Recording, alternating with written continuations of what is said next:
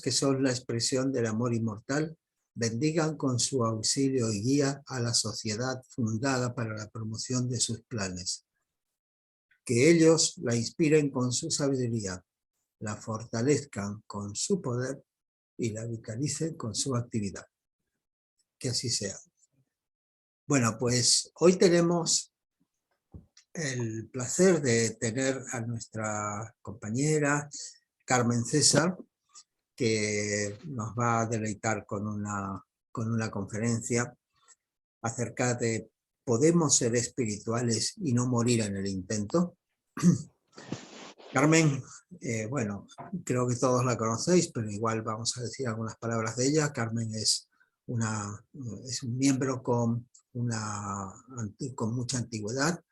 Fue miembro en Argentina, éramos parte de la misma quinta. Como dijo Ángeles, una vez somos hijos de John Coates, aquel presidente internacional anterior a Rabournier, que se dedicaba mucho a los jóvenes, se reunía con nosotros y nos tenía una consideración especial, y era el presidente honorario de la Federación de Jóvenes Teósofos. Bueno, Carmen empezó en aquel entonces, nos hemos encontrado varias veces, o bien en escuelas de verano, o bien cuando íbamos nosotros a Buenos Aires o a visitarles a la gente de la sociedad en Buenos Aires, o bien cuando venían a Rosario.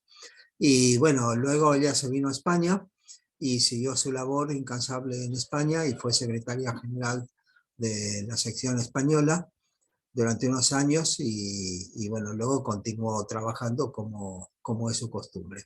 De tal manera que con la pregunta que nos deja ahora, vamos a ver qué tiene para contarnos. Así que Carmen, te voy a hacer coanfitriona para que puedas pasar. Compartir, exactamente. ¿Dónde te tengo? Aquí.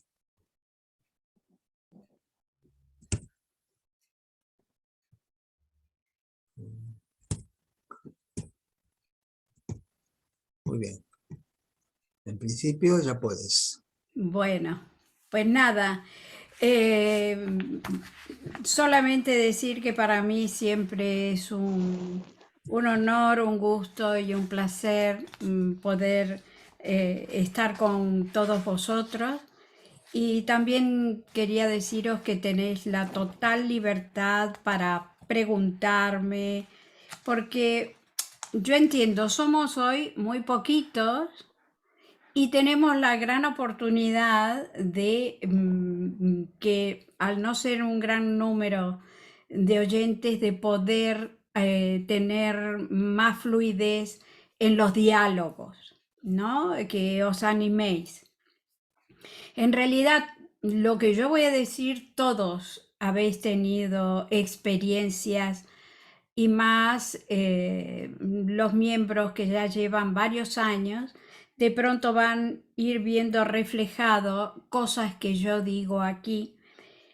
Y en la medida en que todos intentamos desde que conocemos la teosofía, de integrar en nuestras vidas ese aspecto que de pronto lo consideramos especial, lo consideramos diferente un poco a nuestras vidas cotidianas, y vamos a ver si esto es así o no.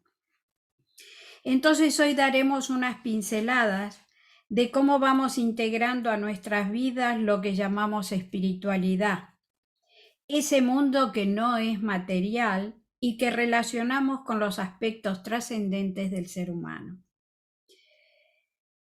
Cuando yo elegí este título y puse ser espirituales y no morir en el intento, ¿qué quise decir con no morir en el intento? Morir en el intento para mí significa abandonar, dejar el proyecto que hemos empezado y abandonarlo por dificultades, ¿no? De decir, bueno, ya esto no me da a mí nada, me voy. Entonces es como morir en el intento.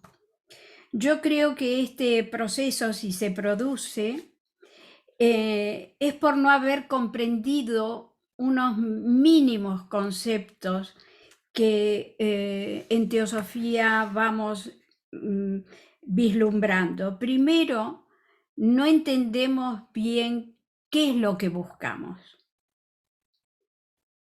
En segundo lugar, ¿cuál es el objetivo fundamental de esta búsqueda? Y el tercer motivo es, al tratar de encontrar el camino, equivocamos los métodos que nos llevan a otros derroteros.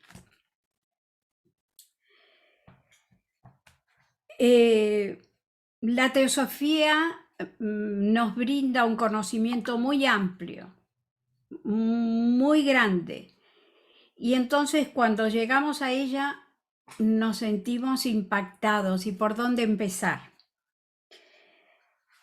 Y todos llevamos una vida más o menos normal y cotidiana, con las mismas necesidades y las mismas obligaciones.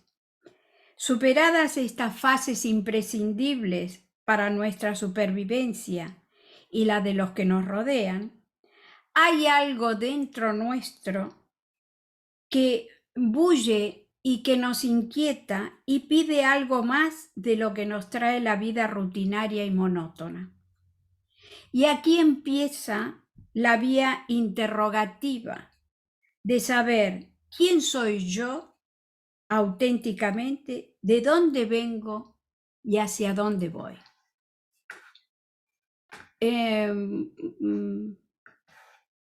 Vamos a compartir.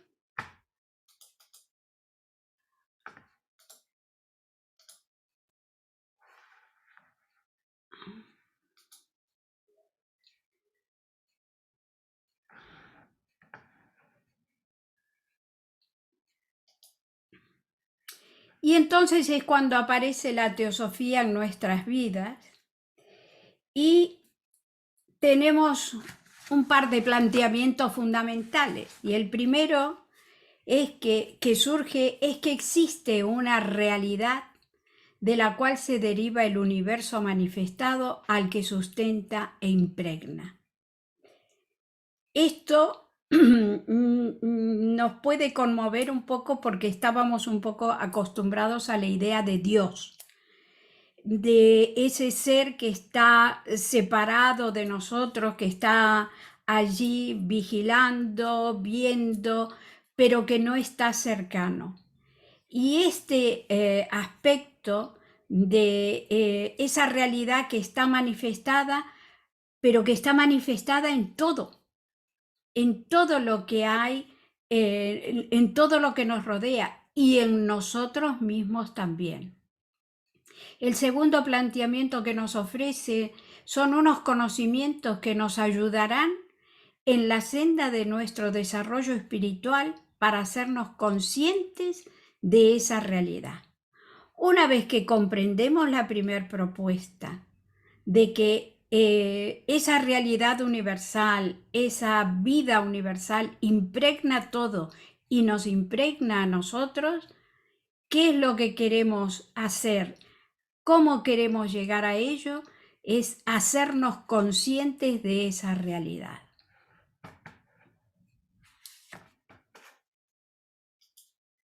Y aquí tenemos la encrucijada en nuestras vidas. ¿Dónde y cómo encontrar el camino verdadero que nos revele hacia dónde debemos dirigir nuestra atención?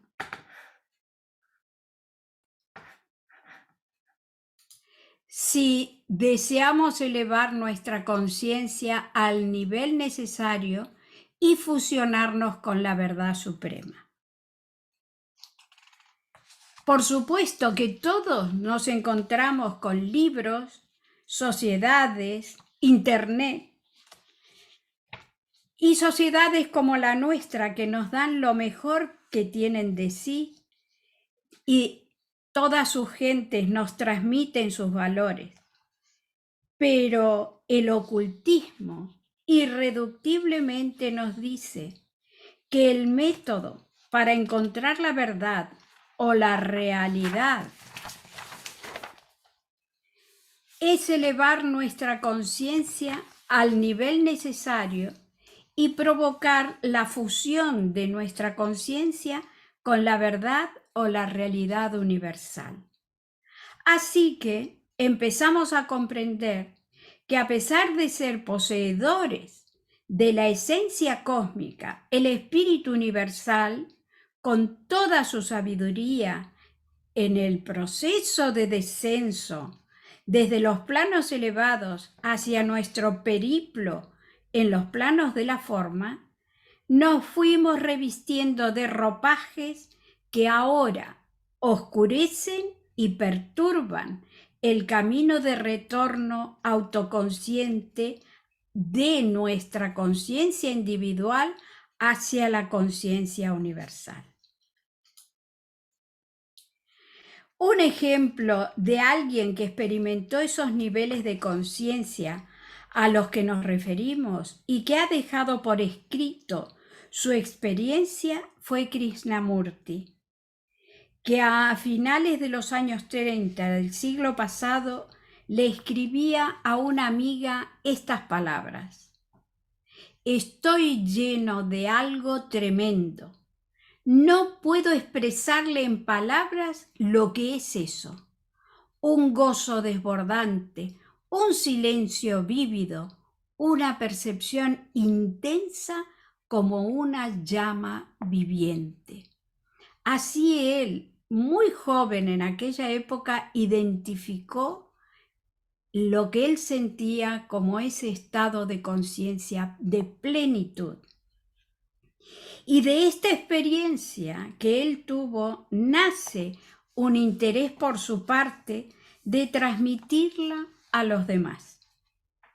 Y él dice con sus propias palabras: estoy tratando de construir un puente a fin de que otros puedan cruzarlo, no para alejarse de la vida, sino para tener una vida más rica. Cuanto más pienso en lo que he comprendido, más claramente puedo exponerlo y ayudar a construir un puente. Pero eso toma tiempo y exige un cambio constante de las frases a fin de que transmitan el verdadero significado. Usted no tiene idea de lo difícil que es expresar lo inexpresable. Y lo que se expresa no es la verdad. Estas palabras son importantes porque generalmente uno de nuestros pequeños tropiezos dentro de este conocimiento y dentro de este camino es de pronto tomar a pie juntilla todo aquello que leemos, todo aquello que nos transmiten, porque claro, estamos sedientos de conocer, de saber. Y si lo dice una persona como del nivel, en este caso, de Krishnamurti, pues no nos lo cuestionamos. Simplemente lo aceptamos.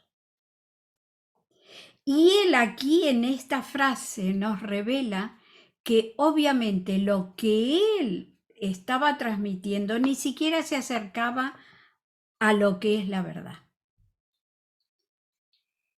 El objetivo de Krishnamurti toda su vida fue el de liberar al ser humano de sus aspectos psicológicos, que son los que nos tienen prisioneros en realidad.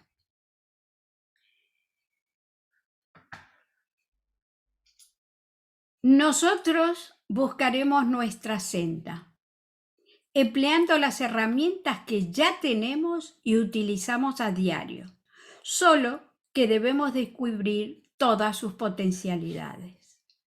Muchas veces pensamos que necesitamos ir al Tíbet o que tenemos que ponernos en unas RAM o que tenemos que hacer unas disciplinas muy extrañas, y en realidad vamos a ver cómo desde nuestros lugares, desde nuestros hogares, nuestro trabajo y nuestra familia, también podemos realizar este camino espiritual.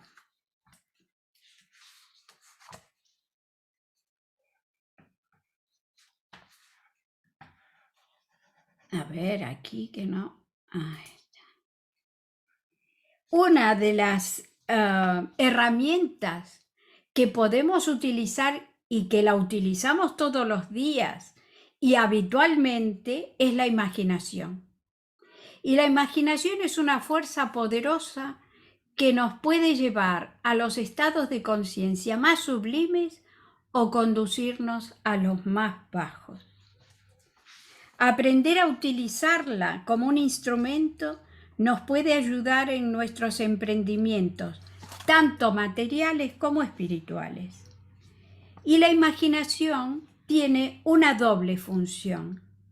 Sirve para sintonizarnos y para revestir las percepciones en ideas, razonamientos y palabras.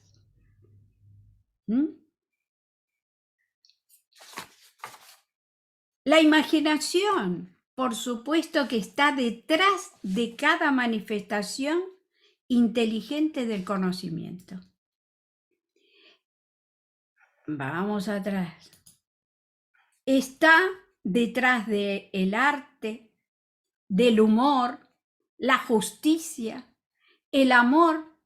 Está detrás de todos nuestros movimientos en la vida diaria. Es increíble. Y de las más diversas actividades, como cuando nos relajamos o hacemos visualizaciones. Está también en la creatividad, o para memorizar, o descubrir la verdad, o ser libres, o ser fraternales. La imaginación está funcionando permanentemente porque es una aptitud de la mente. Tanto nos vale para cosas sublimes como para cosas cotidianas. Y tenemos que tener mucho cuidado con ella. Todos poseemos esta capacidad. Solo que necesitamos aprender a desarrollarla y a controlarla para que sirva a nuestros objetivos. Si bien todos tenemos imaginación, no todos controlamos el proceso imaginativo. Y hay una cuestión con la imaginación, y es que en el funcionamiento del cerebro, el cerebro no hace distinciones entre algo que percibimos realmente por nuestros sentidos y algo que imaginamos. Reaccionamos ante lo que imaginamos, ya sea porque nos venga el impacto de fuera como algo que nosotros estamos promoviendo internamente. Por ejemplo, cuando leemos un libro, nos vamos imaginando paso a paso las aventuras del héroe y pasamos por sus angustias y sus alegrías y sus preocupaciones. Lo mismo que si nos estuviera pasando a nosotros mismos. Y esto vale para todo, porque inmediatamente evocamos nosotros imágenes. Nos identificamos tanto que a veces no queremos que el libro se termine porque ha movido algo dentro nuestro que queremos que perdure. De alguna manera nos ha dado un alimento y ha despertado nuestro interés de tal manera que queremos seguir siendo nutridos o de pronto también nos sirve como incentivo para continuar nuestras investigaciones o lecturas. Pero los peligros con una mente excesivamente imaginativa nos puede hacer ver cosas que no son realidad y que pertenecen a un mundo de fantasías que nos pueden engañar. Por eso siempre hay que tener presente el discernimiento. Una imaginación mal dirigida o perturbada nos puede llevar a estados no deseados y nos puede llevar hasta la muerte. También podemos imaginarnos, en el caso nuestro, en teosofía, que empezamos a leer y empezamos a identificarnos con la belleza de los escritos y que tenemos que ser nobles y elevar nuestras mentes y hacer ciertas meditaciones y conectar con estos niveles superiores de conciencia. Y de pronto está la imaginación que tenemos, que nos imaginamos que ya llegamos, cuando que en realidad no hemos partido. Por eso digo que la imaginación hay que saber manejarla y ser prudentes y aprender a usarla en forma positiva y creativa. Se han hecho muchos experimentos con la imaginación y realmente con la imaginación podemos enfermarnos. Si nos imaginamos que estamos enfermos, pues a la larga, a la corta, nos enfermamos auténticamente. Y si pensamos que estamos felices y sanos y que tenemos una vida plena, también viviremos en ese mundo. Es que, digamos, era lo que decíamos antes, la mente no distingue si es un efecto externo o es una invención interna.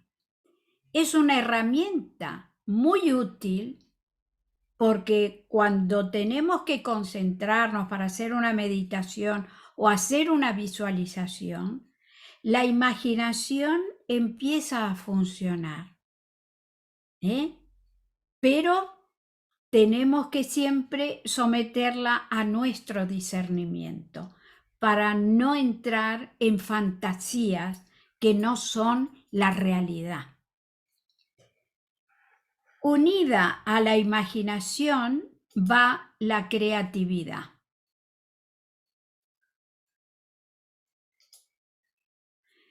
Que es la gran herramienta que hará efectiva la transformación necesaria para que paso a paso hallemos lo que estamos buscando. Nosotros muchas veces nos quejamos de que nuestra vida es una rutina, que no hay nada diferente, pero no es la vida, somos nosotros que no nutrimos esa vida para renovarla, para hacerla nueva. La creatividad hace que descubramos nuevos caminos, nuevas vertientes de conocimiento y nuevas ideas que a su vez van rompiendo los esquemas viejos que tenemos, dándonos una vida nueva. Donde hay estancamiento de ideas, se forman los prejuicios, las supersticiones y los miedos. La creatividad no es igual a tener un cambio en nuestras vidas. Representa aquello que es auténticamente nuevo y vital, porque nos está dando vida, nos alimenta. La imaginación y la creatividad mantienen activa una mente siempre fresca y dispuesta a recibir y a dar de una manera actual, viva. Esto no es vivir del pasado y con las glorias del pasado, que muchas veces vivimos demasiado con esas glorias, sino que es vivir el momento presente, encararnos con nuestro entorno, porque siempre tenemos alguna dificultad, siempre hay algo que una nube que se posa delante de nuestro sol. Y tenemos que enfrentarnos a ella de tal manera, de una manera nueva, reveladora, para que sepamos comprender esa situación en el momento actual y no con las cargas del pasado, que siempre están pesando. Y entonces empezaremos a hacernos no solamente las preguntas, ¿cómo es esto? ¿Y cuánto? ¿Y cuándo puedo yo hacer esto? Sino que empezaremos a preguntarnos el por qué. Y una pregunta importante es el por qué no. ¿Por qué otros sí y yo no? Porque tenemos los barrotes que nosotros mismos nos ponemos. La creatividad rompe con esos esquemas, no nos deja lloriquear, nos hace avanzar y pensar que lo que estamos enfrentando por algo nos viene y de qué manera podemos solucionarlo con nuestras herramientas actuales, con esa forma nueva de pensar. Estamos cultivando nuestro ser interior que nosotros llamamos espiritualidad, porque le damos el nombre de espiritualidad, pero es ese ámbito interno en el cual está integrado todo. He puesto libre pensamiento. Para mí el libre pensamiento es tener esa libertad de investigar dónde está la verdad, ayudados, por supuesto, o guiados por la ciencia sagrada ancestral. Estos son unos parámetros muy amplios. No hay nada restrictivo. Aquí para mí no existen las barreras al conocimiento, a la investigación. Porque si nos ponemos barreras, vamos bien, ¿no? O si nos volvemos dogmáticos y encontramos la verdad revelada y no avanzaremos en la búsqueda de la verdad. Y entonces, para mi forma de ver, debemos convertirnos en investigadores, en buscadores de la verdad. Estudiar los textos de aquellos que ya han alcanzado niveles elevados de conciencia y que nos ilustran de lo que significó en sus vidas ese despertar y la transformación que se operó en su diario vivir. Pero hay una cuestión, que esto es de criterio propio y debemos verificar la autenticidad, la veracidad de los textos, porque en ello va nuestra vivencia imaginativa y creadora. Ustedes fíjense cómo se va uniendo todo.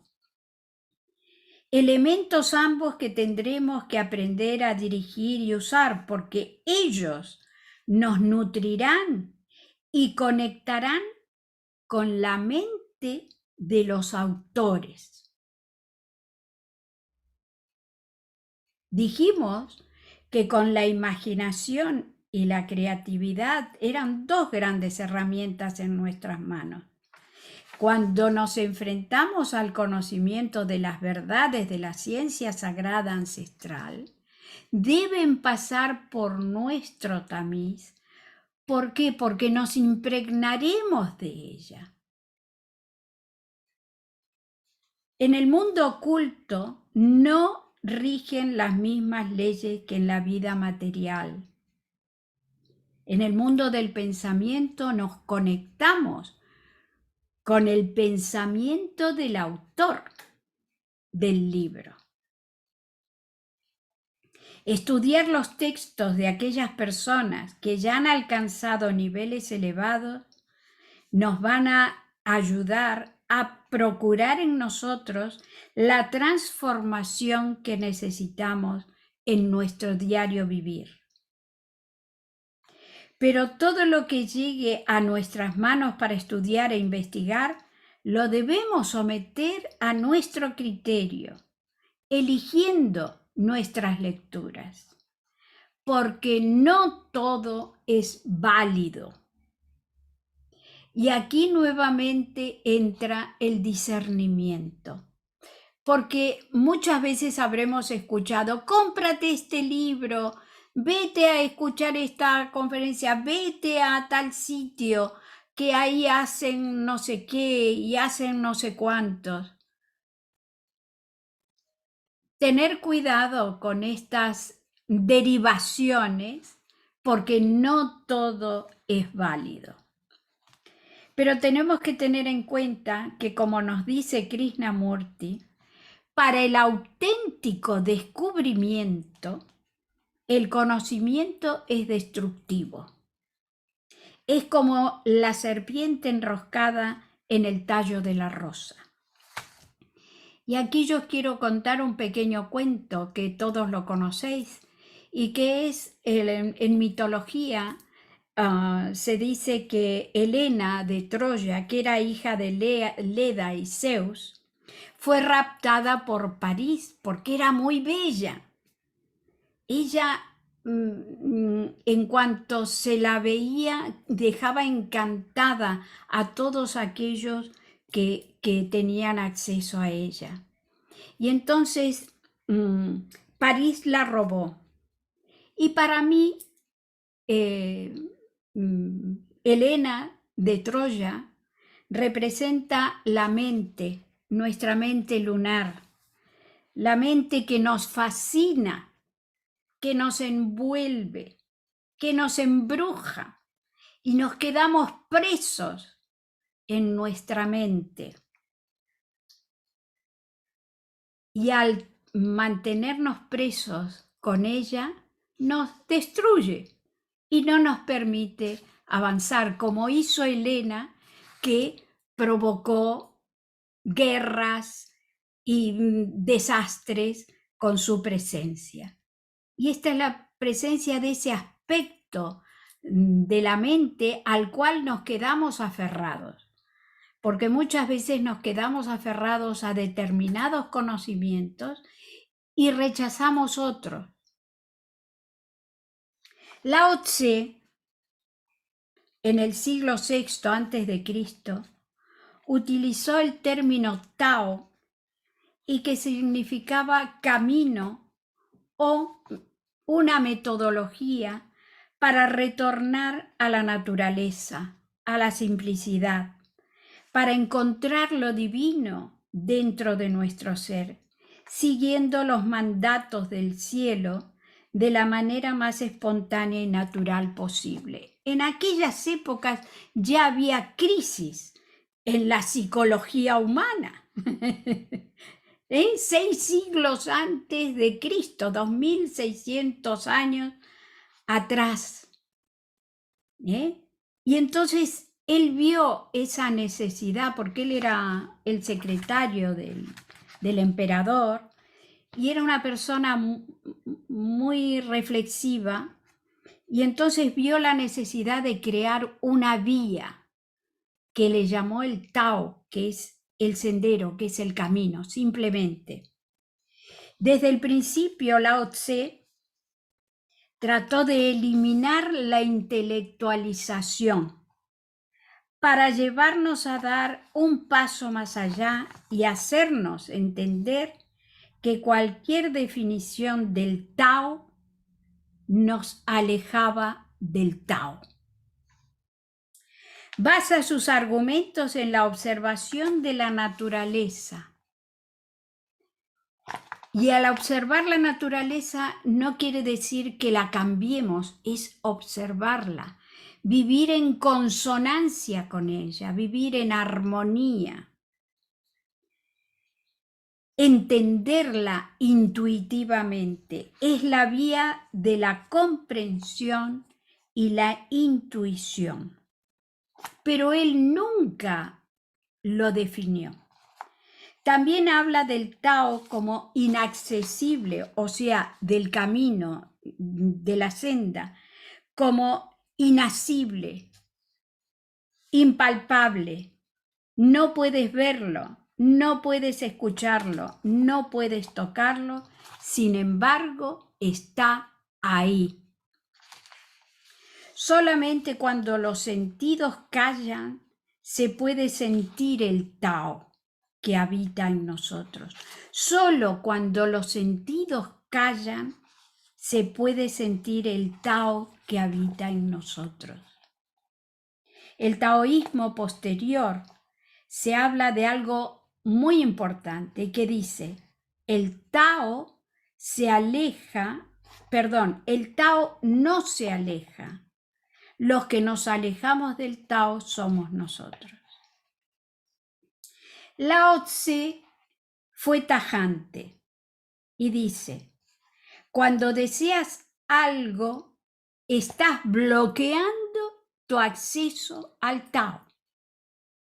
Incluso aunque uno se acerca sin ambición, sin deseos ignobles, sino que te acercas con sabiduría, también es un bloqueo. Hay que abandonar todas las ideas.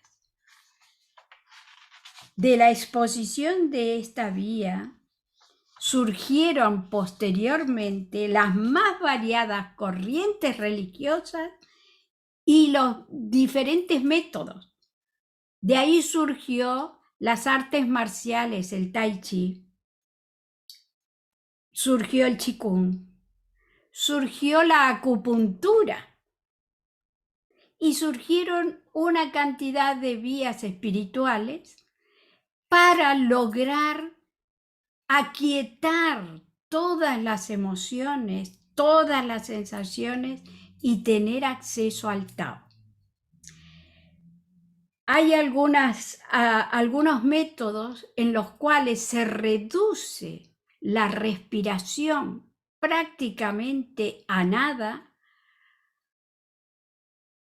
para aquietar totalmente todas las vibraciones de lo que es el cuerpo físico para tener acceso al Tao.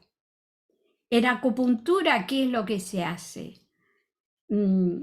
Alinear todos los meridianos a los efectos de que haya una salud impecable y que haya algo que posibilite esa armonía con la unidad. Pero estas son derivaciones que vinieron después, métodos para poder llegar a ese Tao. Pero ya sabemos que Lao Tse, él decía, aunque nos acerquemos sin ambición y con sabiduría, también es un bloqueo.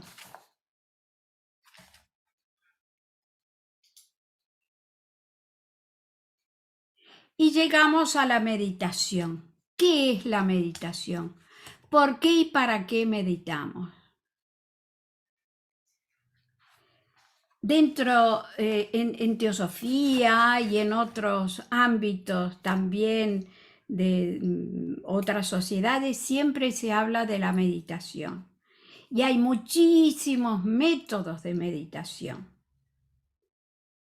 Pero para mí, la meditación no debe ser una experiencia, ni tampoco debe ser una exigencia, sino que se debe convertir en una especie de necesidad de algo interno, de nuestro ser interno.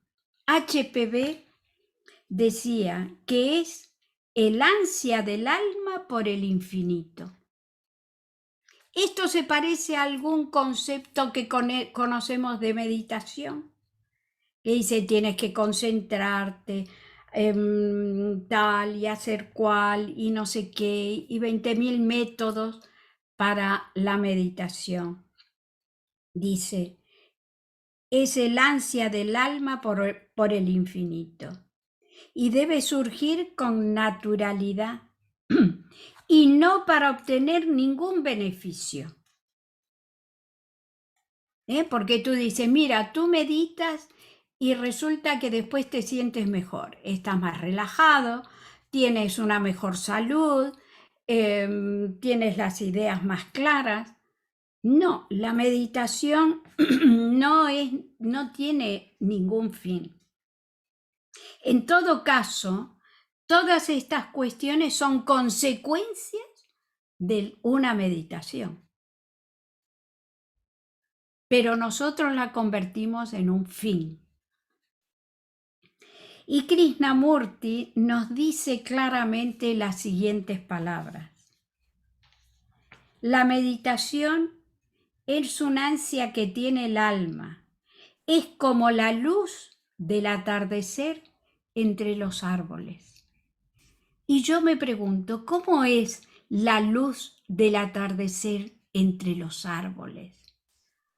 La luz del atardecer entre los árboles es silenciosa, penetrante, dulce, tranquila, sosegada, amable.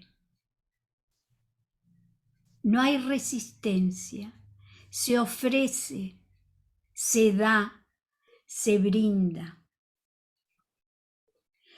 Krishnamurti dice, la meditación comienza con el conocerse a sí mismo y vas más allá del conocedor. La atención sin fronteras del tiempo es el florecimiento de la meditación. La atención sin fronteras del tiempo es el florecimiento de la meditación. El pensamiento está atado al tiempo. Cuando dirigimos con nuestro pensamiento, ahí hay algo que no funciona. El pensamiento en conflicto consigo mismo no es meditación. La meditación es el cese del pensamiento y el comienzo de lo nuevo. Concentración y meditación no es lo mismo, pero en todo caso, una mente meditativa puede concentrarse porque no hay resistencia. Ustedes fíjense qué palabras sabias. Generalmente empezamos por la concentración, pero él habla de una mente meditativa. ¿Qué es una mente meditativa? Es una mente en la cual ha entrado en un estado de tranquilidad, sosiego, que le permite, sin alteraciones, entrar en un estado de concentración.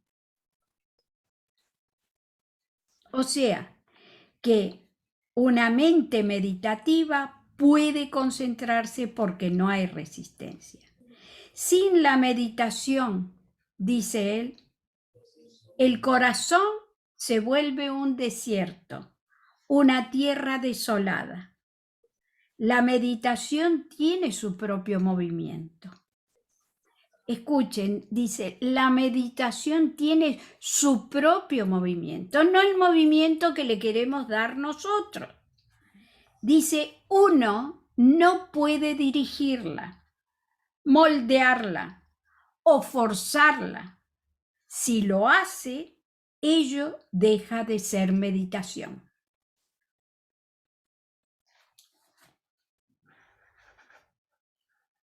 Y llegamos a nuestras condiciones personales. Y yo he puesto aquí, no es necesario alejarse ni de la familia, ni de los amigos, ni del resto del entorno social. Hay que continuar siendo naturales y auténticos, leer poco y reflexionar mucho, y ser investigadores. Por otra parte, mirar el entorno que nos rodea y encontraremos las señales necesarias que nos orientarán en nuestro camino. Porque generalmente tenemos esa tendencia a aislarnos totalmente y pensar que lo que estamos haciendo nosotros es lo único, lo verdadero y lo cierto y lo bueno. Pero no vemos el entorno que nos rodea, porque ese entorno nos va a dar señales por dónde vamos. Tenemos que mantener esa parte atenta, porque habrá espejos que nos muestren cómo somos. Esos espejos están fuera, ¿eh? Porque aquel no me gusta lo que está haciendo ese, pero no me gusta, ¿por qué? Porque hay una resonancia interna en mí. Si yo no tuviera eso, yo no lo vería en el otro. Entonces, este es un camino educativo, por otra parte, ¿no? Que nos vamos relacionando. Por eso el ser humano tiene que ser un ser gregario, tiene que vivir en comunidad, porque aprendemos unos de los otros.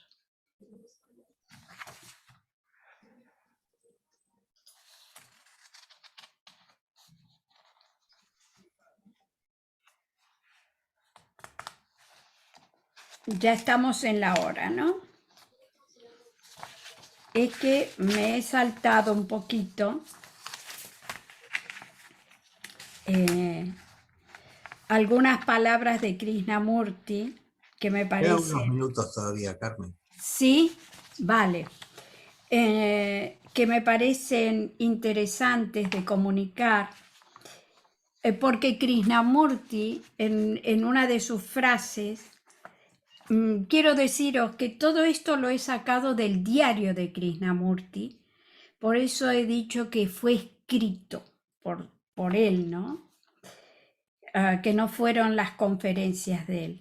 Y entonces él en sus meditaciones, cuando sentía que estaba inundado por esa energía maravillosa, a él le venían ideas, ¿no? Y él decía, el conocimiento es destructivo. Es terrible lo que nos dice. Pero es destructivo ¿para qué?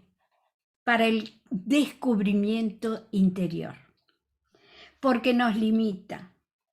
Pero utilizando la imaginación creativa, despojamos de la rémora que tiene el conocimiento, o sea, le quitamos la cáscara que tiene el conocimiento y nos quedamos con su esencia. ¿Qué es lo que tenemos que utilizar? Porque el conocimiento es necesario para todo, para actuar, para pensar. Nuestra existencia completa sería imposible sin este elemento del conocimiento. Y aquí hay unas palabras que a mí me han impactado mucho de Krishnamurti y lo comparto con vosotros. Dice, pero por los sabios que sean estos conocimientos, y por nobles y sabias que sean nuestras acciones, la verdad no abrirá sus puertas, porque no hay un sendero hacia la verdad. Ella no puede ser comprada por ninguna acción, ni por ninguna sutileza del pensamiento. La virtud pone en orden un mundo desordenado y debe haber virtud. Pero nada de esto abrirá las puertas de la inmensidad. La totalidad de la conciencia deberá vaciarse de todo su conocimiento, de sus actividades y de su virtud. Recordar aquellas palabras de solo sé que no sé nada, y esto es lo mismo. No hay que vaciarse con un propósito para ganar algo, para realizar algo, para hacer algo. ella debe permanecer vacía, aunque esté funcionando en el mundo cotidiano. Es desde este vacío que deben surgir el pensamiento y la acción. Pero este vacío no abrirá ninguna puerta. No deberá haber puerta, ni intento alguno de llegar. No debe haber un centro en este vacío, porque este vacío no tiene medida y el centro mide, pesa y calcula. Este vacío está fuera del tiempo y del espacio. Está más allá del pensamiento, del sentimiento.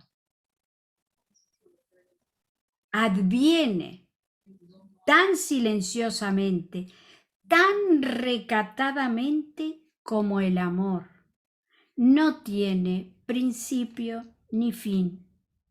Está ahí inmutable. Todos nuestros libros, todos nuestros estudios y nuestras investigaciones, actitudes, acciones positivas, vienen a ser el fertilizante para que se produzca el encuentro final. Pero no deberíamos aferrarnos a nada con tal contundencia que nos pierda y confunda. Entonces, ¿qué podemos deducir de todo esto? Lo primero es concluir que no hay caminos.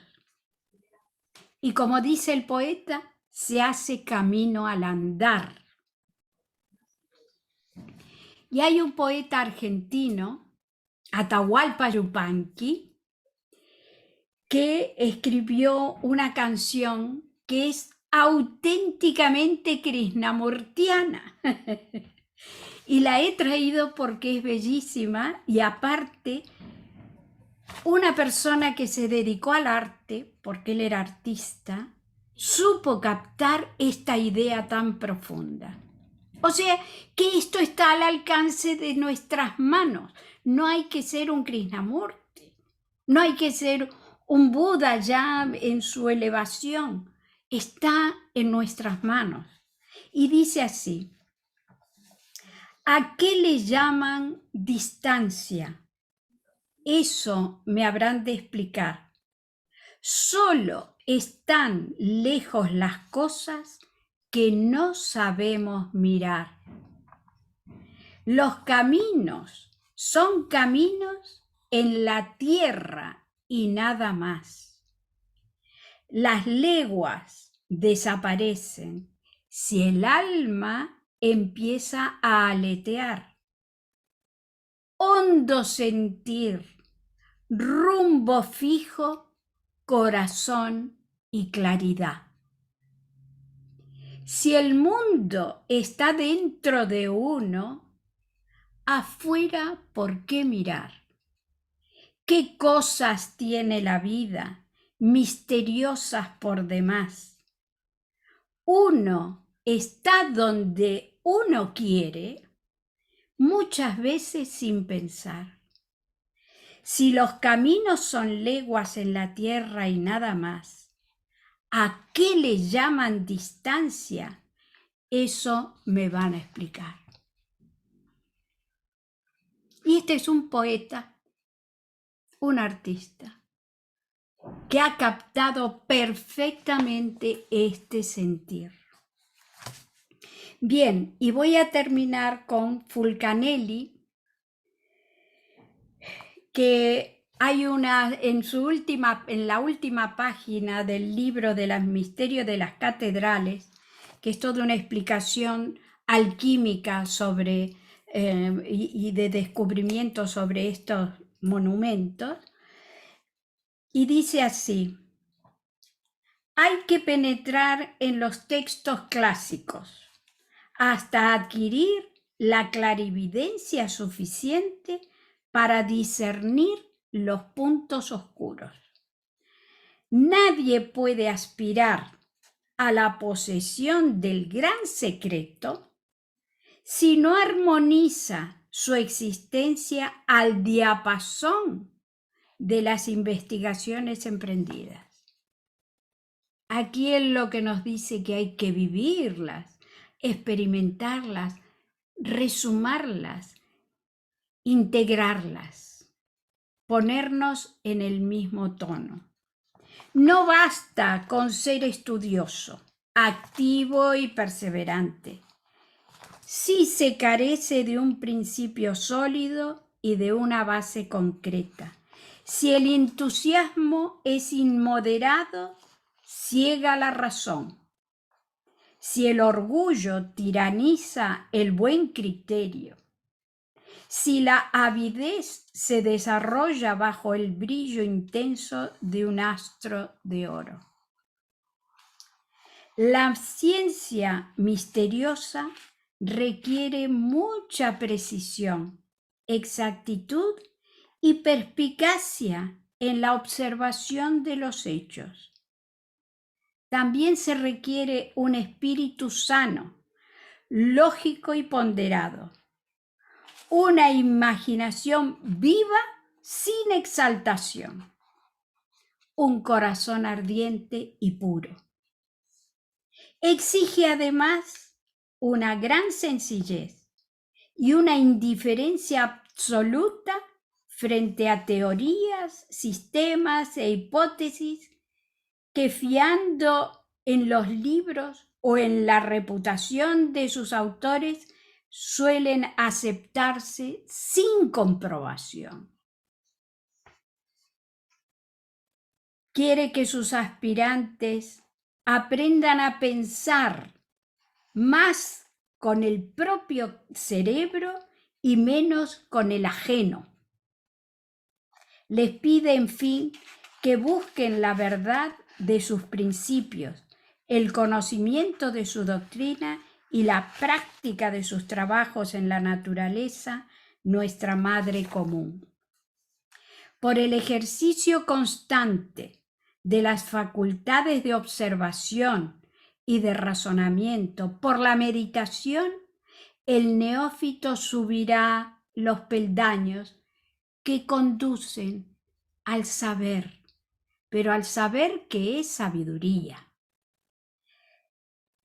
Pudiendo realizar, necesitará todavía paciencia, constancia, voluntad inquebrantable, ser audaz y resuelto, tener la certeza y la confianza nacidas de una fe robusta que le permitirán atreverse a todo.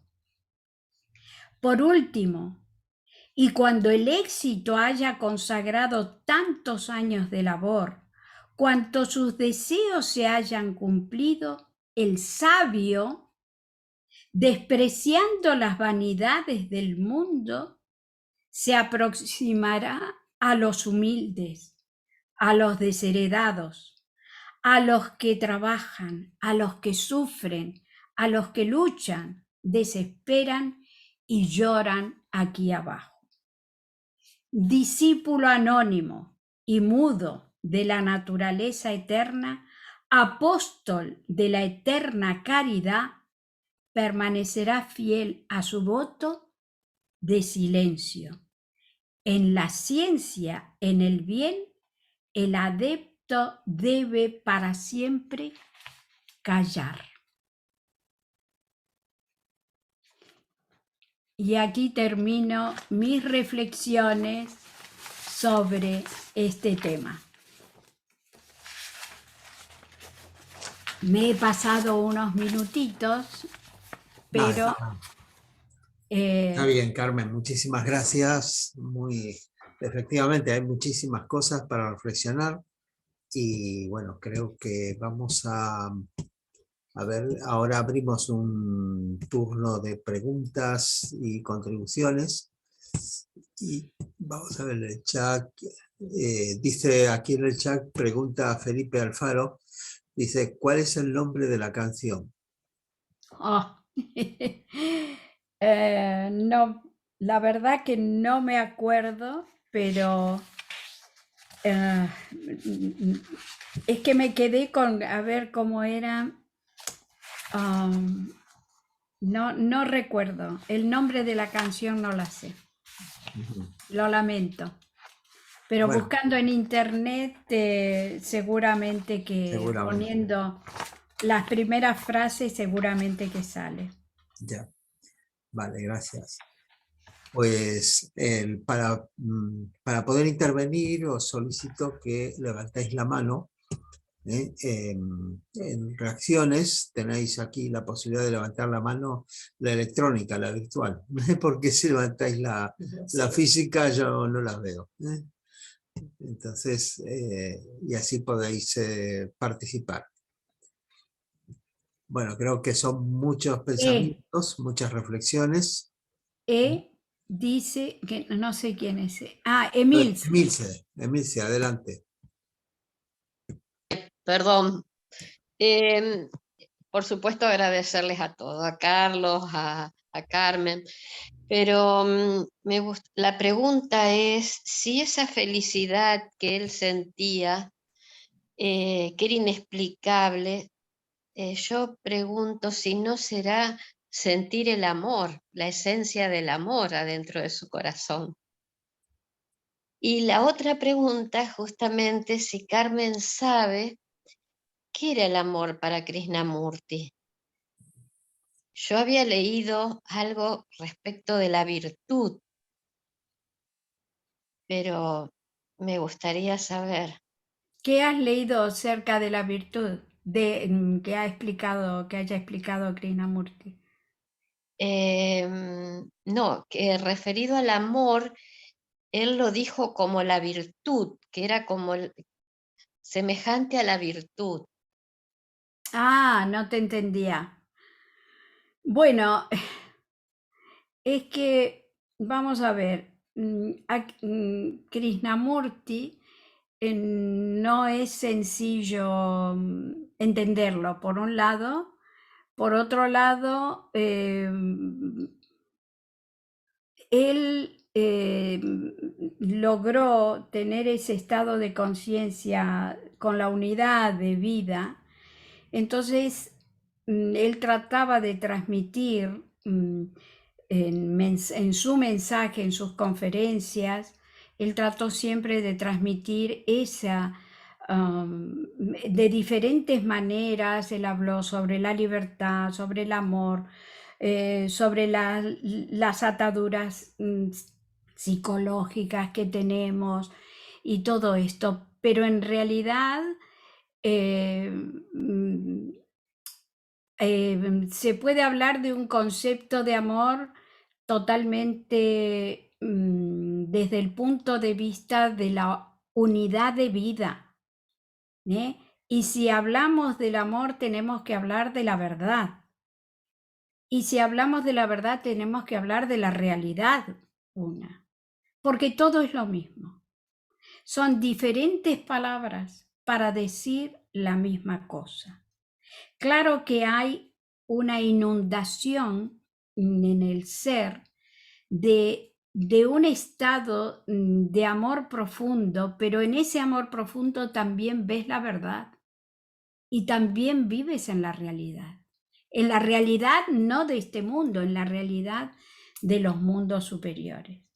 Entonces, en este sentido, las palabras cuando él las usa igualmente con respecto a la meditación y todo esto, tenemos que aprender lo que él trata de transmitirnos, ¿no? De liberarnos de nuestras ataduras psicológicas,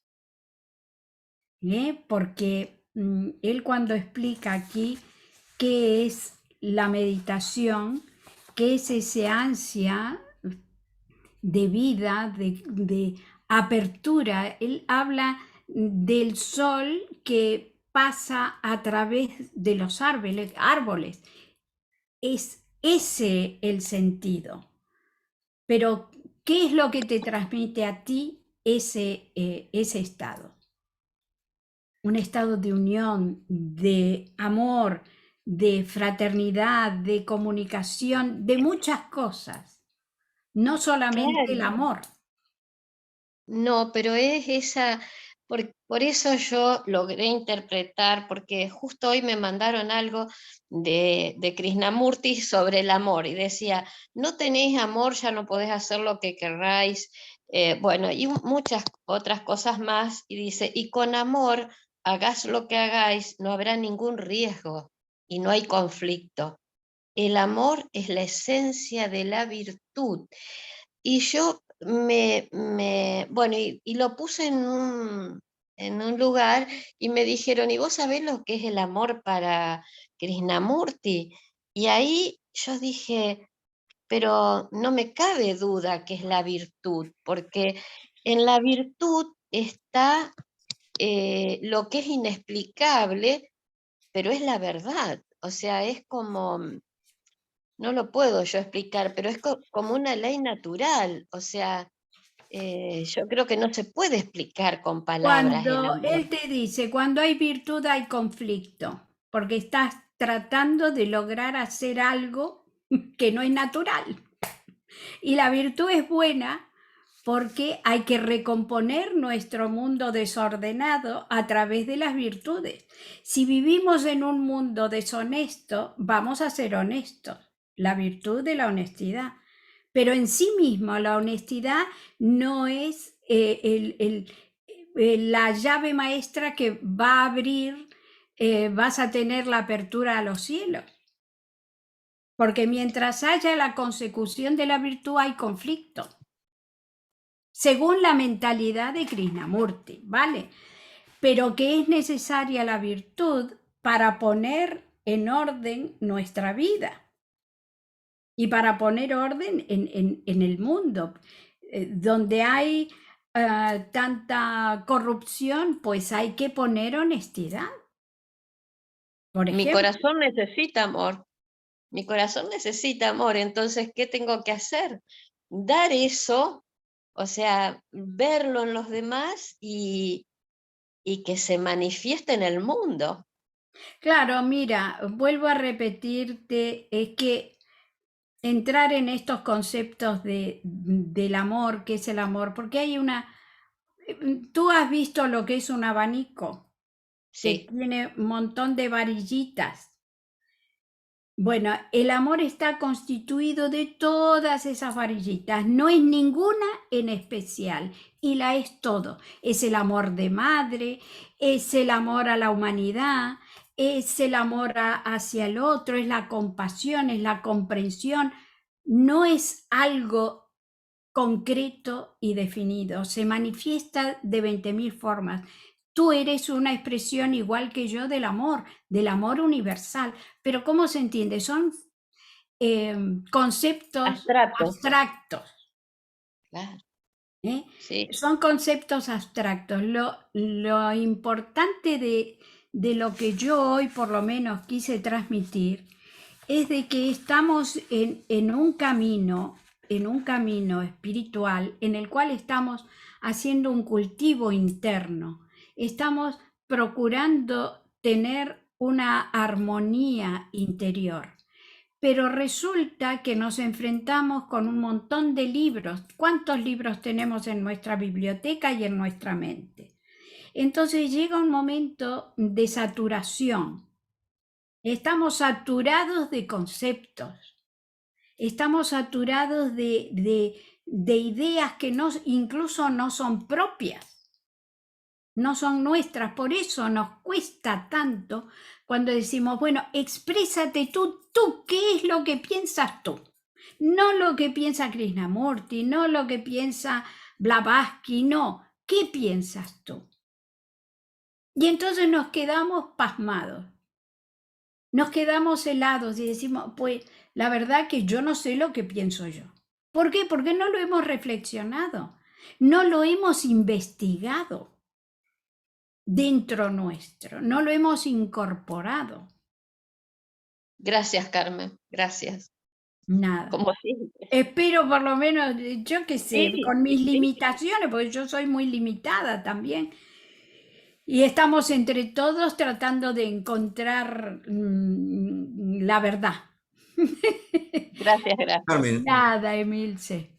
hay una... Alfredo, de ¿ah? Argentina. No lo veo. A ver. Excepcional tu ¿Dónde? disertación, hija. Alfredo, adelante. Perdón, Excepcional. que no te escucho. No te Has llevado escucho. la teosofía a la práctica, hija. La práctica cotidiana de todos los días. Excepcional. Quería saber a dónde van a subir este video. Excepcional, ya te lo repetí. Muchas gracias. Gracias a ti por estar. Gracias a ti. Se va a subir al canal de YouTube de la rama Esperia. Si buscas Teosofía Esperia Madrid en YouTube, vas a encontrar el canal. Muchas gracias, le agradezco mucho. Pocas No, veces nada. lleva la teosofía a la práctica cotidiana, a la diaria. Muchas gracias. Gracias a ti. Claro, por eso quise poner cómo podemos ser espirituales y no morir en el intento. Porque, claro, a veces nos superan las cosas, pero en la naturalidad y en lo cotidiano y empezar a ver con otros ojos, con los ojos internos, por así decirlo, empezar a crear ese ojo interior que ve las cosas de otra manera, que observamos con madurez, con simplicidad, porque las cosas no son complicadas, las complicamos nosotros, nuestra mente complica todo. Carmen, Dime. quería hacer bueno, llamar la atención o digamos hacer una pregunta también acerca, hablaste de que cuando Krishnamurti decía el conocimiento es un obstáculo y tú misma dijiste el conocimiento lo necesitamos a diario, entonces para todo. Entonces hay aparentemente una especie de contradicción o una especie de algo que no se entiende. Yo creo que el problema no es el conocimiento en sí, sino nuestra actitud hacia el conocimiento. Cuando decimos algo lo conozco, hemos cerrado toda la investigación, ya no hacemos más preguntas, nos consideramos que ya sabemos lo que es eso y se acabó. Y realmente eso no es la realidad, es decir, el problema está en que no llegamos a la realidad porque no avanzamos por adelante del conocimiento, inclusive aunque lo hayamos reflexionado o lo hayamos obtenido nosotros mismos. Es decir, puede ser que digamos una idea del libro y todo, y nosotros reflexionamos y pensamos, esto debe ser así. Y si ahí nos quedamos, ahí está el problema. Entonces el problema no es tanto tener ese conocimiento que es inevitable.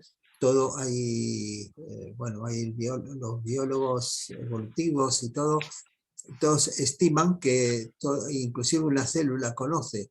¿Por qué? Porque de momento que puede aprender y reaccionar al medio es una forma de conocimiento muy primitiva, pero lo es. Entonces, el conocimiento evidentemente está ahí porque sirve para la evolución, la mente está, las emociones están, el cuerpo físico está, porque nos sirve, pero creo que es el apego al conocimiento en sí o al producto de ese pensamiento que hemos elaborado el que nos imposibilita y nos limita para seguir adelante, para descubrir la verdad. Krishnamurti había dicho la verdad es una tierra sin caminos. No sé qué te parece a ti. No, perfecto, estoy de acuerdo porque también lo digo, no tenemos que aferrarnos. O sea, el conocimiento es imprescindible, no es necesario, es imprescindible porque es la base que nos va a sustentar. Pero como yo dije, en determinado momento hay que quitarle la cáscara a ese conocimiento, coger la esencia de él.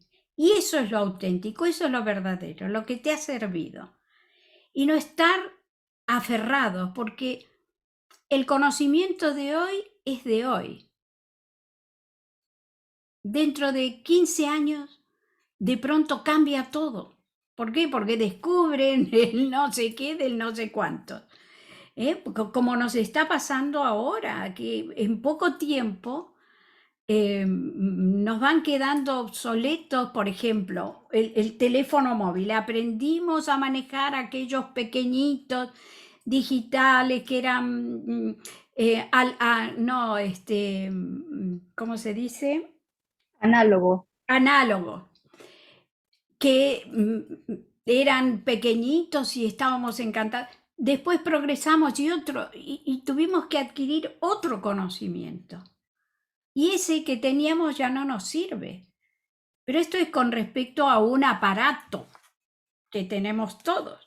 Y esto, como es externo, pues lo comprendemos. Pero cuando las ideas se enquistan y se acumulan sin una razón consistente y vienen otras ideas a remover, entonces es cuando se nos mueven las estructuras, pero no solamente del conocimiento científico o lo que sea, no, el conocimiento religioso.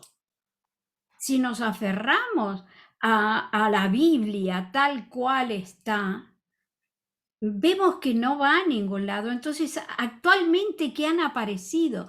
Infinidad de rabinos que están interpretando el Pentateuco, pero hacen unas interpretaciones totalmente ocultistas. Y esto es maravilloso. ¿Por qué ha cambiado en algo el Pentateuco? No, porque es la letra pura y dura y fría. Lo que ha cambiado es el que lo interpreta. Y es lo que tú dices, Carlos. Perfectamente de acuerdo contigo. Depende de nosotros. No es el conocimiento en sí mismo. Es que lo necesitamos. Es vital que lo tengamos. Cuando hablo de estas cosas y digo esto, el otro día también en el curso de simbología surgió un poco el tema. Digo, no, es indispensable hincar los codos y estudiar. Es indispensable. Pero como herramienta para absorber ese conocimiento. Y la cáscara queda fuera, pero nos ha quedado la esencia. Esto es un poco la vía de nuestro trabajo para que no nos creamos todo a pie juntilla porque lo dijo fulano o porque lo dijo mengano. Es porque yo estoy de acuerdo, porque lo he pensado, lo he elaborado, me ha llegado al alma, me ha impactado. Entonces hay algo que responde dentro mío. No queda únicamente en el registro mental, ha pasado por el corazón. Bueno, decimos pasar por el corazón, quiere decir lo que dije antes, ¿no? Se ha hecho esa absorción. De acuerdo totalmente contigo. Vale, gracias, Carmen. Mari Carmen, querías decir algo, tienes la mano levantada. Sí, bueno, pues yo lo que quería decir es que estoy de acuerdo con todo lo que ha dicho Carmen, por supuestísimo, porque es una sabiduría andante. Pero como ella ya ha dicho, para no quedarme anclada en mis conceptos y en mis ideas, yo empleo mi truco, si es que se le puede llamar truco, y es el de releer mis libros antiguos, los libros que ya he estudiado años atrás. Me gusta de cuando en cuando, cojo uno, pero los que tengo ya destinados que me tocaron la fibra en ese momento. Y leo y me doy cuenta de que mis conceptos han cambiado. No lo enfoco de la misma manera o no lo veo igual o encuentro cosas que se me habían pasado por alto. Y eso me sirve como de listón cuando a un niño le va creciendo y lo vas marcando la altura. Pues es una forma de analizarme yo y de ver cómo estoy. Y digo, Dios, yo no me puedo quedar con esta misma idea, porque la idea no ha cambiado, he cambiado yo. Yo he sido la que he cambiado. Luego, la idea que estaba ahí está bien, pero estará bien para el que venga ahora y lo entienda a su manera. Yo, que he avanzado un poquito y lo veo desde otro punto de vista, le tengo que dar otro enfoque. Y como tú dices, al poner los codos es eso, es analizar todo lo que hay dentro de ti, que no se te quede rancio, que se renueve, como las aguas de un lago, que no se queden quietas y se pudran al final. Como esto ya lo sé, como ya lo sé, pues ya está, ya lo sé. Y te quedas enganchada a eso que ya sabes. No, porque de saber no paramos nunca, pero no es lo mismo. Creo yo. Muchas gracias, Mari Carmen. Estoy encantada de la vida porque Mira, nunca te atreves a hablar y lo has hecho perdonadme por por eso, primera porque vez. me deslargo. He hecho Me el deslargo. milagro. Esto yo me Ha sido el quedo milagro ese. contenta hoy. Sí, porque he visto poquitas caras, menos mal, Por menos mal. eso, me encanta. Miguel, Gracias, muchas gracias. nada a ti. Muy Sí, bien, Carmen. adelante, Miguel. Muy bien. Realmente a través de varias plataformas nos has llevado a contemplar la actitud correcta para el tiempo que vivimos, que es un tiempo de renovación, es un tiempo de descubrimiento, de investigación. Los retos son fuertes y entonces nos has puesto en la pista de abordarlos con esa actitud adecuada. Solo sé que nada sé.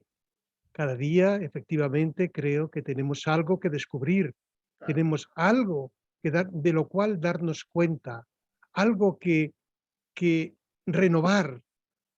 Hay una belleza que admirar, una constancia que, que también ha de buscar horizontes nuevos. Se nos dijo que no se puede poner aguas limpias o vino limpio, es como dice En la un odre palabra, viejo. en odres viejos. Entonces ahí está la clave. Tenemos algo que renovar para que la expectativa, o ni siquiera la expectativa, sino para que algo nuevo pueda entrar en nosotros. Algo nuevo que es necesario, porque los retos, repito, que son fuertes y cada día tenemos que tener esa óptima disposición, porque hay experiencias agradables, desagradables, pero todo tiene, para percibir la realidad, tenemos que vibrar, o sea, vivir todas esas experiencias que la vida nos pone delante. Muy bien, Carmen, muchas gracias. A ti, Miguel. Aquí Rodrigo, bueno, Ángeles. Sí, sí, Dice, sí, sí. muchas gracias. Bueno, ella es porque Sí, se... levantó la mano. Sí, Sí, sí. sí. Bueno, bueno, maravilloso, igual me uno a mis compañeros, qué maravillosa lo que nos has presentado, Carmen. Quería hacer una pregunta, quería saber tu opinión. Tú hablaste del discernimiento, de la importancia del practicar el discernimiento, porque bueno, hay mucha información, muchas fuentes, los libros, el internet, los vídeos en YouTube, ahora tantas conferencias, no solamente dentro de la sociedad, sino otros grupos esotéricos o religiosos. Tenemos todo a la mano, de alguna manera. Y la importancia del discernimiento, que estoy de acuerdo, ¿no? De saber de todo este abanico, lo real, de lo falso, lo útil, de lo que no es útil, lo importante, de lo que no es importante, es fundamental. Pero a veces llegas a un momento que una vez que tú limpias eso, ¿no? Haces el discernimiento y limpias, te quedas con un pequeño abanico de ese gran abanico en donde todo es importante, todo es útil y todo es aparentemente real. A lo mejor allí hay como un segundo filtro que es quizás tratar de practicar la virtud de la moderación, ¿no? El saber medir, el saber no sobrepasarnos.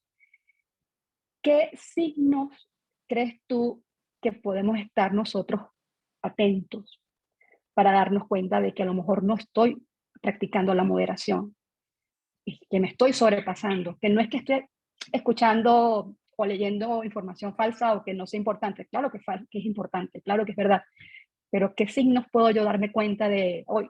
Para, modera. ¿Qué me puedes decir o qué nos puedes decir de esto? Esto es muy subjetivo y personal, porque cada uno tiene su propia medida. Pero mira, en alquimia hay una regla, y es que existe la balanza donde se pesan los elementos. Entonces, ¿esto qué significa? Que tenemos que ser conscientes de cuántos elementos vamos colocando en nuestras balanzas, porque si desbordamos, puede explotar la obra. Si ponemos poco, no se realiza.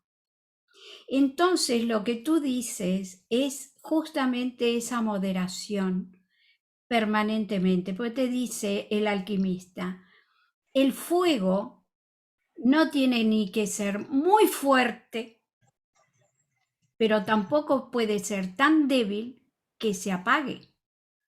Entonces tienes que estar atento permanentemente a ese fuego, que se mantenga en un nivel constante, permanente y saludable.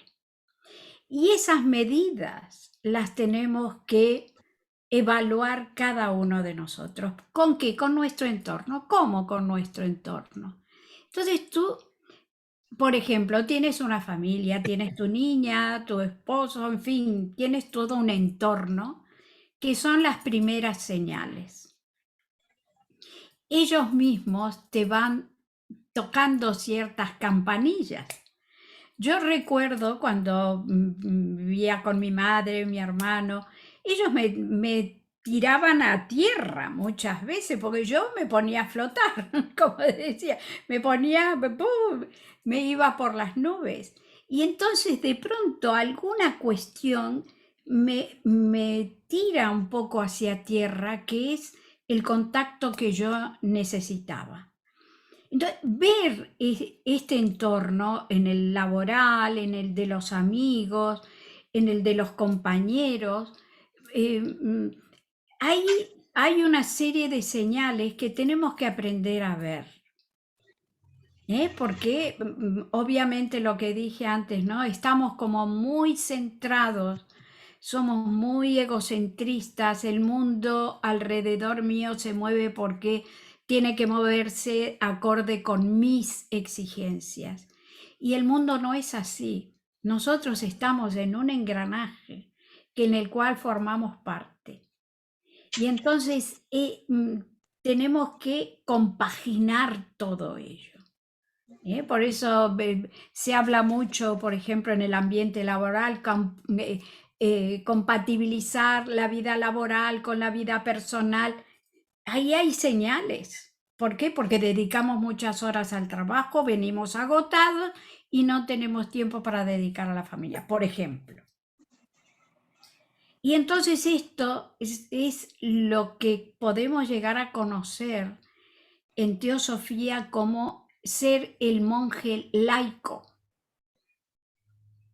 dentro de un ámbito, el que te rodee a ti, porque yo no es el mismo, porque yo ahora a mí no me rodea nadie, nada más que mis gatos, por ejemplo.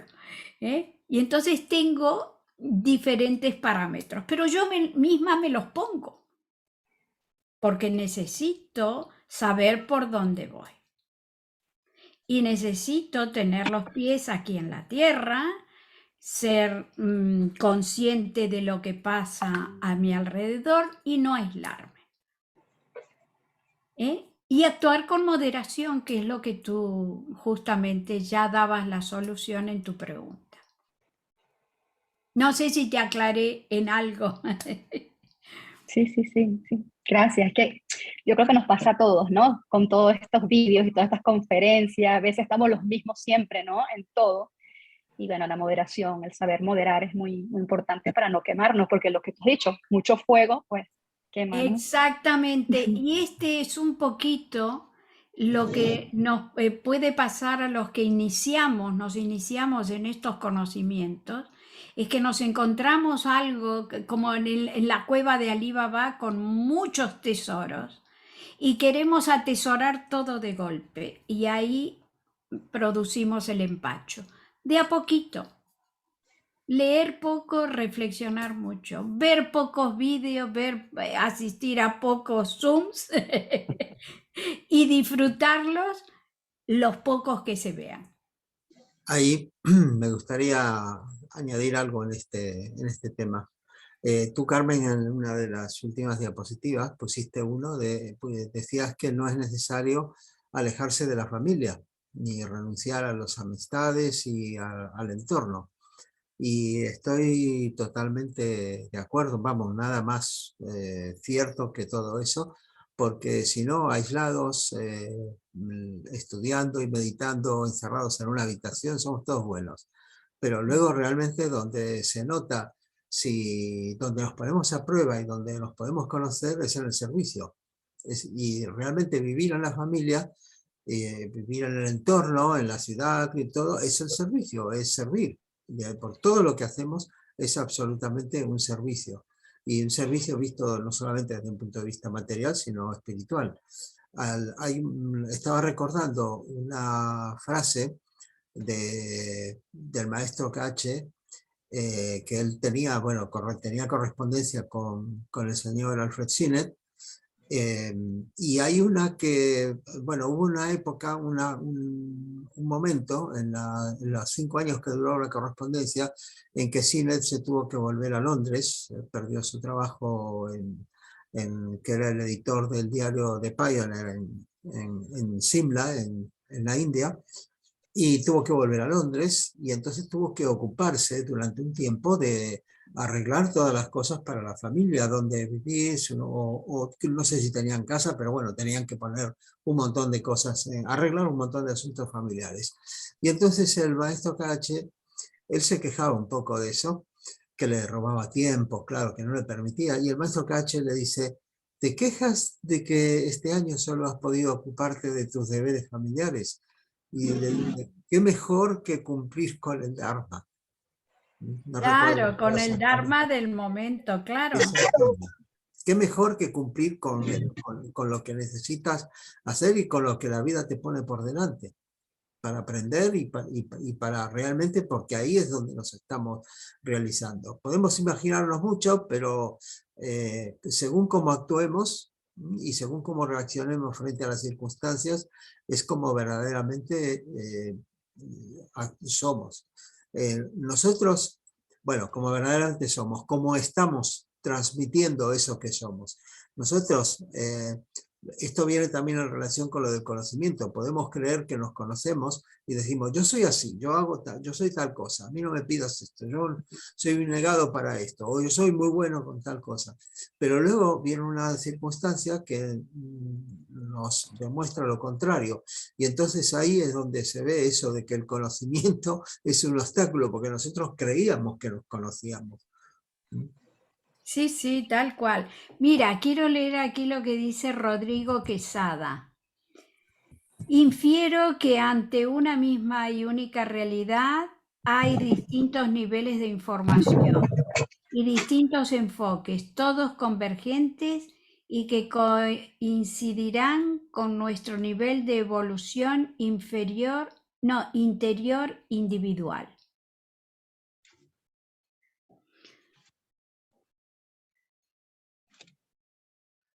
Efectivamente, depende de nuestra percepción. Evidentemente hay una única realidad, pero cada uno la percibimos de acuerdo a cómo nosotros estamos preparados para ello. Y eso es lo que decía Mari Carmen, ¿no? Que le gusta leer de vez en cuando los libros antiguos para ver que ella ahora interpreta otras cosas que antes no vio. ¿Por qué? El libro no cambió, pero ella sí cambió. La percepción de su conciencia ha cambiado. No sé si alguien más quiere tomar ¿Y la... alguien más tiene alguna pregunta o alguna contribución? Aprovechad que es el momento. No, Estamos de liquidación. porque si no ya cerramos. Bueno, muy bien. Hola, ¿se me Aquí. oye? Sí. Hola. Hola. Sí, sí, te oímos. Habla. Vive. Mira, has dicho antes una frase que no me he dado tiempo a apuntarla, era sobre la meditación que me ha llegado. Era la conexión del alma, no sé cómo era la frase en A ver, realidad. te lo digo ya, es lo La que aspiración decía, del alma. Blavatsky, es el ansia del Ajá. alma Con el por infinito. el infinito, Ujú. Ok. que más o menos lo dice lo mismo Krishnamurti. Vale, es que quería apuntarla porque me ha llegado en ese momento, ¿sabes? Entonces digo, voy a Claro, no es la tengo muy que bien. yo cuando leí esta frase hace muchos años atrás, yo digo, pero bueno, pero ¿cómo es esto? Como que, claro, porque en aquel momento yo estaba con los métodos de meditación que había, que primero relajarse, concentrarse en una idea, pensar, elaborar, subir, elevarse, tratar de toda una serie de mecanismos en los que me enrollaba, Sí. y de pronto leer que Blavatsky solo decía, es una ansia del alma por lo infinito, yo dije, pero aquí no hay ningún método. Sí. ¿Eh? Es como que te golpea interiormente y te dice, bueno, ¿para qué medito yo? ¿Para qué me sirve a mí la meditación? ¿Qué es auténticamente, qué es la meditación? Entonces, estas cosas son las que a mí me han despertado. Es que además es tan difícil, por ejemplo, cuando quieres transmitir, ¿no? Después de unas clases de yoga que hacemos la meditación, ¿no? Tienes que guiar un poquito. Entonces es tan difícil transmitir normas o pues eso, respiraciones o posiciones del cuerpo, tal, que a veces dices, "Jo, yo creo que es mejor estar callada y que cada uno siga su propio ritmo, ¿no? O su propia... No, mira, yo te explico, ni tanto ni tampoco. Porque cuando estás, si tienes que, en un grupo que tienes que guiar, pues también tendrás que hacer una visualización y bueno, una cantidad de cosas, que esos no son malas, pero la meditación nunca es grupal. Ya. Lo que hacemos habitualmente, grupalmente, son concentraciones que no llegan a una meditación. Sí, ¿Me pero bueno, se entiendes? hace con la intención de que la gente que viene al yoga pues tenga unas bases, entre en ese mundillo, se enganche y luego siga en su casa y tal, porque allí en realidad estamos poco tiempo. Claro, es que todo esto lleva a unos formatos encapsulados que a la larga la persona te dice, llevo 5 años haciendo meditación, no me ha servido para nada, porque Ya. voy a dejar de meditar. ¿Cuántas personas he escuchado yo esto?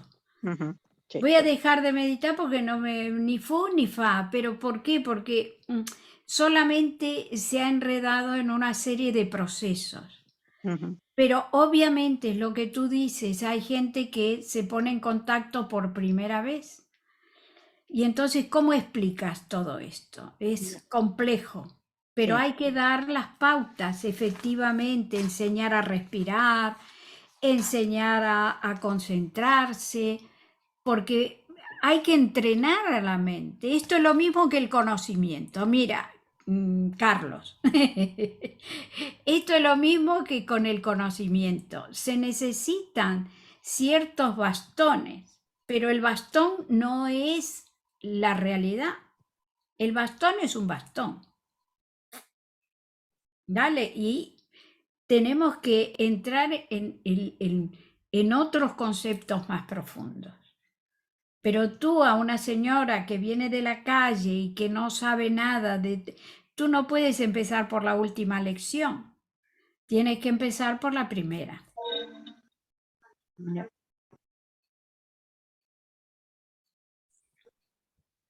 Muy bien. Vale, pues muchas gracias, ¿eh? Nada. Bueno. A Bueno, ti. pues muchas gracias entonces a todos vosotros. Gracias, Carmen. Muy práctico, realmente es uno de los temas que tenemos, siempre tenemos que tener ese sentido práctico de la teosofía, porque la teosofía no está ahí como una, como una disciplina más del conocimiento, sino que necesitamos que es útil, su utilidad radica en su capacidad para que podamos mejorar nuestra vida, la nuestra, la de quienes nos rodean y la de todo el mundo en general. Entonces, muchísimas gracias y gracias a todos los que habéis participado, todos los que habéis seguido esta conferencia, y quería invitaros para el mes próximo, para mayo, el 26 de mayo, jueves 26 de mayo, donde vamos a tener otra conferencia que organiza la Rama Esperia, los cuartos jueves de cada mes, cuyo título es ¿Cómo logramos ser pacientes? Y que va a estar a cargo de Sisi Rodríguez. Entonces estáis todos invitados y simplemente os pido ahora que vamos a cerrar, os agradezco nuevamente vuestra participación y vamos a cerrar entonces la reunión con la invocación a la vida una. Es una excelente meditación creada por Annie Besant. Entonces os ruego que estemos un momento en silencio y que me sigáis mentalmente.